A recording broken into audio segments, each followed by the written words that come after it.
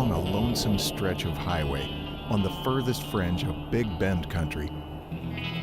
Bonnie McKinney and Robert Pettis are out to capture some birds. Maybe a little early. And there's one right over there and one right there. There's tons of tracks. We've been trapping birds at Candelaria, Texas. There's one right there. The birds they are after are Gambel's quail, a species found across the desert Southwest. Once you get into New Mexico and Arizona, the species becomes much more common, but in our state, it's very limited.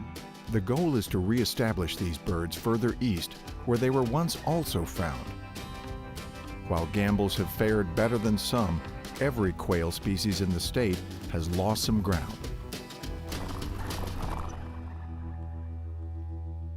There are 4 species of quail in Texas: the Montezuma quail, the Gambel's quail, the scaled quail, also called a blue quail, and the bobwhite. Certainly the most popular and well-known species is the bobwhite quail. But the iconic bobwhite is in trouble. Over the past 20, 30 years, we've seen serious declines across its entire range, including Texas. Fundamentally, conservationists agree that the root cause is changes in the quality and quantity of habitat. Interest in restoring this vanishing native habitat has brought conservation groups and private landowners together at the Atwater's Prairie Chicken National Wildlife Refuge. Nice to meet you guys. I'm Robert. It's really exciting to see this group of folks and private landowners just come together for a common cause. Both of these birds, as well as other grassland bird species, require this prairie habitat. Prairie grasses provide shelter, seeds, and insects for birds, but that's not all. Well, this is a sample of native grass. This plant contributes to the health of the land. This is the way you conserve moisture. Man's come in and ripped out a lot of this grass, this native grass, and planted what we call improved grasses, which is really not improved. They're invasive species like Bermuda grass, Bahia grass, and they don't give back to the soil. They take from the soil. To restore native grasses where they have been lost, seed is harvested from a tall grass prairie at the Atwater's Refuge. Well, obviously the best seed to have is to have local ecotypes, because if it grows here, it's going to grow down the road. Out here, it's a little blue stem. It's your target plant. We found out that we couldn't do it alone. To have more birds, you had to have connectivity. You had to have one ranch attached another to another. And now we're working with landowners that represent around 30,000 acres in about 10 counties.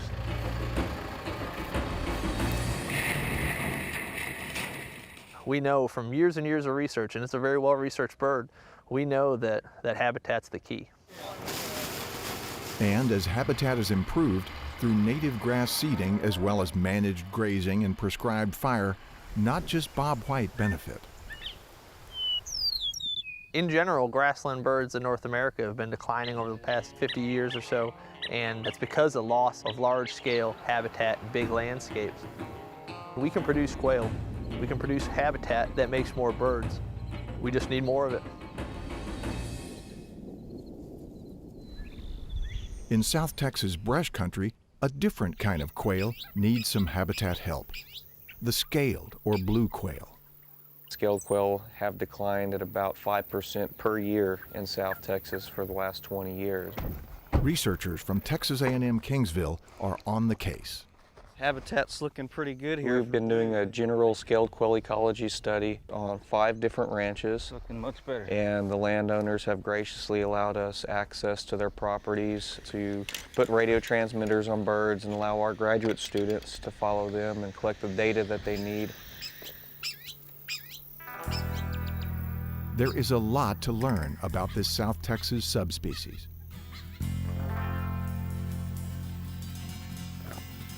We don't have really any good idea of survival and general nest success, all these general ecology type questions.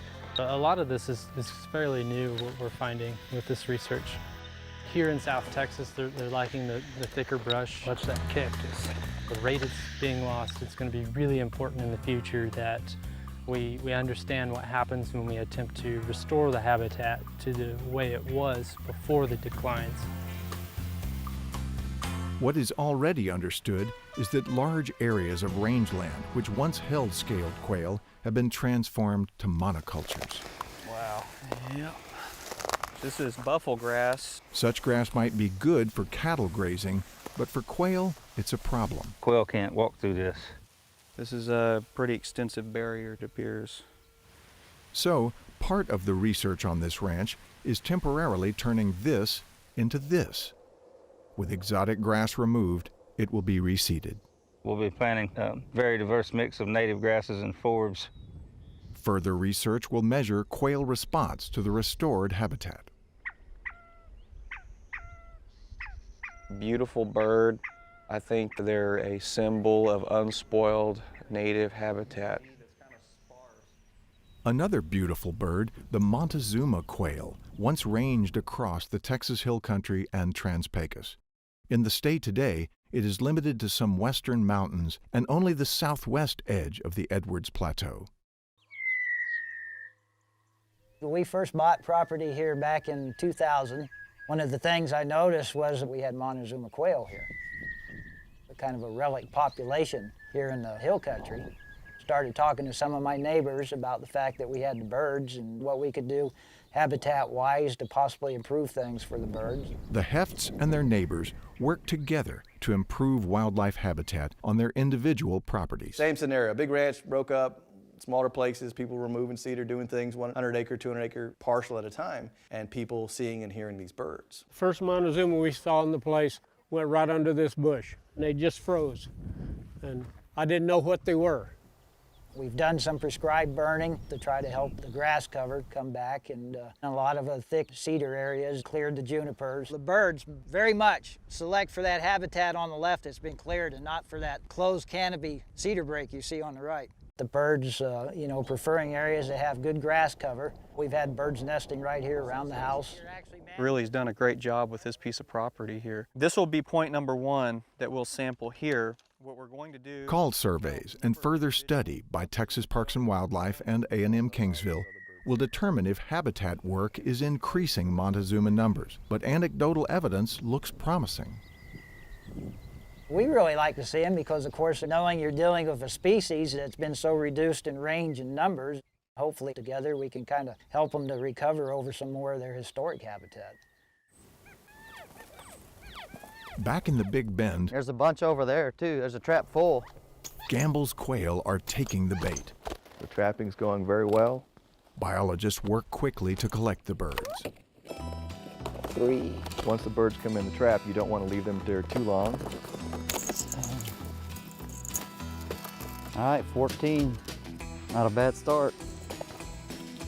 You're checking traps, you're taking birds out, you're resetting the trap. You've got to be actively driving up and down the road, checking traps on the fly. Here's one. The team gathers the birds and collects data about each quail, fitting them with identifying leg bands. I love these birds.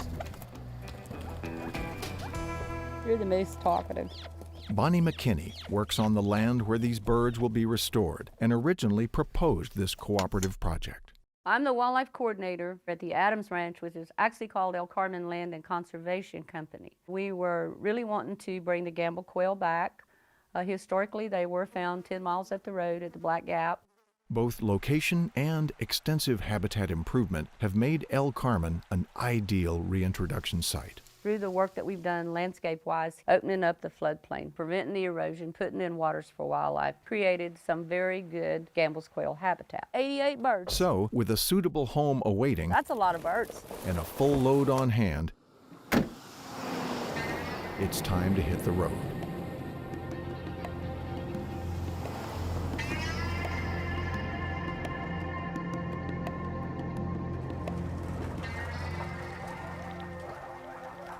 They're kept in the transport cages overnight, and then the following morning, they're released into the new habitat at El Carmen.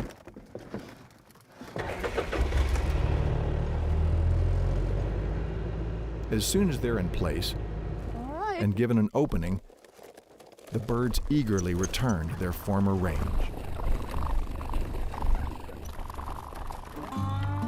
Everybody flew strong. That's great. No injuries, no mortalities, so that's wonderful.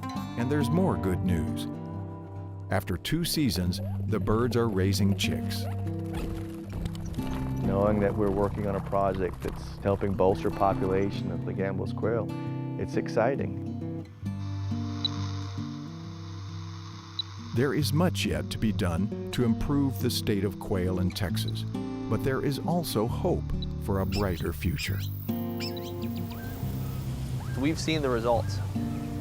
In some of these areas where we're doing this work, we're hearing them in areas where we haven't heard them.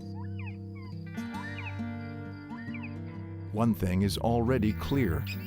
The state of quail depends on the state of their native habitat, and improving that will depend on people working together. Our birds have to have places to go. We're losing habitat every day.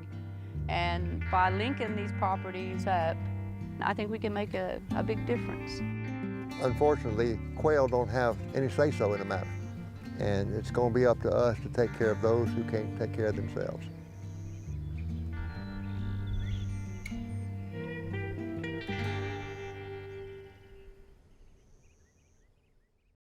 This project was funded in part by wildlife restoration funds.